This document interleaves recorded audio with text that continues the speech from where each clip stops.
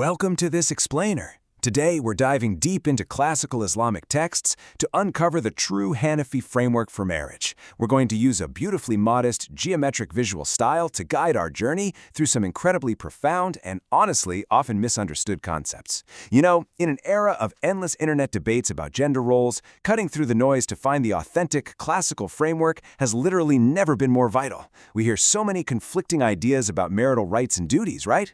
Well, today we're going straight to the sources, the Quran, the Hadith, and the centuries-old legal principles of the Hanafi school to see what they actually say about building a thriving, peaceful home. Let's get started.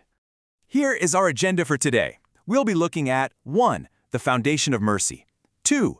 Understanding emotional differences. 3. Strict prohibition of harm. 4. Playfulness and intimacy. 5. Managing conflict. And 6. The prophetic standard. Section 1. The foundation of mercy. Let's establish the absolute theological baseline for any marriage in Islam. Before we look at specific rules, legal obligations, or individual rights, we have to deeply understand the soil that this entire relationship is planted in. If the foundation is flawed, the whole structure is going to collapse. The Quran says, "He placed between you affection and mercy." Now, I really want to emphasize this. Affection and mercy aren't just nice, optional bonuses in a marriage.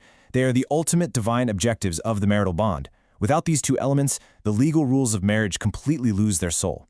If a household feels like a rigid courtroom rather than a sanctuary of tranquility, it has missed this Quranic baseline completely.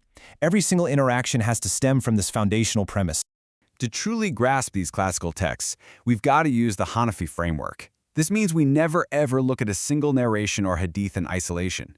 It's like a giant puzzle. If you look at one single puzzle piece, you can't confidently think you understand the whole picture, right? When you isolate a single text, you risk weaponizing it to serve a personal agenda. But when you synthesize it, that's where you find absolute justice.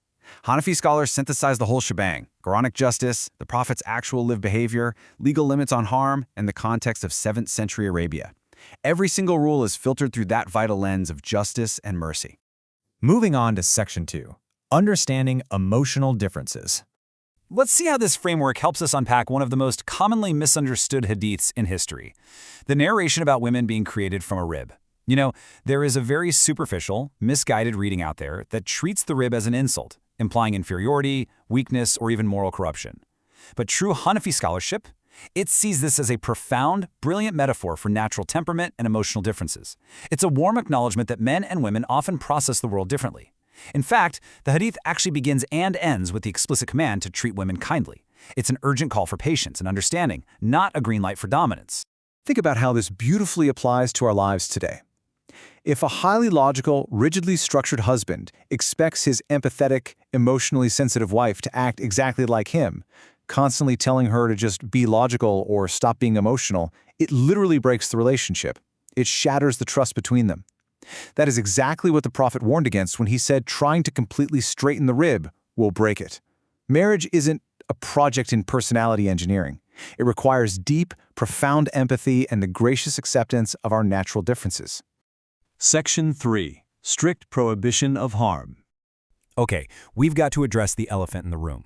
When discussing classical texts, we have to look directly at the strict prohibition of brutality and abuse within the home.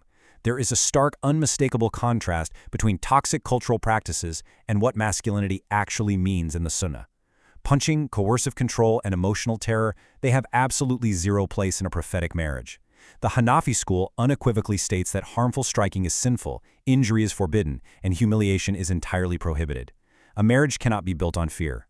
True prophetic masculinity isn't about physical dominance. It's about protection, unwavering compassion, and building immense trust. History actually shows us this in action. When some men struck their wives, those women actively sought justice. They came to the Prophet's household to complain, and the Prophet completely validated them. He explicitly condemned the men's actions, drawing a hard, permanent line saying, "Those are not the best among you." He showed a clear moral preference for absolute nonviolence, and classical scholars heavily emphasize that the Prophet himself never laid a hand on his wives. That beautiful lived example is central to all Hanafi ethics. All right, Section 4. Playfulness, companionship, and intimacy. Let's shift gears from the boundaries of harm and look at the proactive, positive behaviors that build a thriving marriage. Marriage in Islam isn't just a dry legal duty, it's joyful companionship. Look at the actual, authentic romantic behaviors of the Prophet. We have beautiful narrations of him racing on foot with his wife Aisha in the desert, and laughing warmly when she won. He actively allowed recreation and entertainment. He cultivated inside jokes, listened to their stories, and possessed such deep emotional attentiveness that he told Aisha he could read her mood simply by how she spoke. Romance and genuine fun are very much a part of the Sunnah. A religious marriage should never be emotionally cold. And this profound companionship naturally extends to your private life too. Intimacy has to be mutual. The Hanafi school strictly forbids coercion. While there are rights in a marriage, deep compassion must always accompany those rights. Illness, physical exhaustion, emotional distress, or fear, these are completely valid, recognized reasons to decline intimacy without any sin whatsoever. Forced intimacy is viewed as aversion, and emotional manipulation from either side is strictly discouraged. Which brings us to Section 5, Managing Conflict and Obedience. Let's be completely realistic for a second. Even the greatest, most loving marriages face tension. The Prophet's own household experienced financial stress and genuine disagreements, so what do we do when disputes inevitably arise? The Prophet used very deliberate, measured steps. Step 1. Cooling off periods.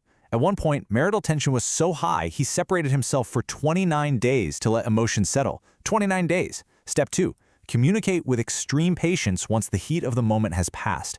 And Step 3. Seek wise consultation and mediation. Notice what he didn't do.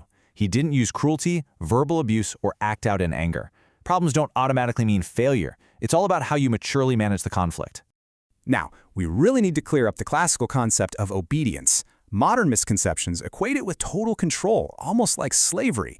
But in the nuanced Hanafi framework, it simply means mutual cooperation, working together to preserve the marriage and maintaining peaceful household harmony. That's it. It is never absolute. A husband absolutely cannot demand his wife isolate herself unjustly from her family, and he can never demand anything sinful or abusive. A healthy marriage is rooted in mutual consultation and shared respect, not a harsh dictatorship. Finally, Section 6, the ultimate prophetic standard. We've covered a ton of ground today, from foundational theology to practical conflict resolution. So what is the ultimate benchmark for true character in Islam? How do you know if you are actually living up to the standard? Well, the answer is incredibly sobering. Your private character, who you are behind closed doors, matters infinitely more than your public religious performance. Think about it. Some people appear perfectly pious in public. They speak eloquently, they pray often, the community loves them, but they are harsh, controlling, or insulting at home. The Prophet made your conduct behind closed doors, where literally nobody else can see you, the true, definitive test of your faith. Which brings us to this single, immensely powerful quote: "The best of you are those who are best to their wives." This isn't just a nice, poetic saying.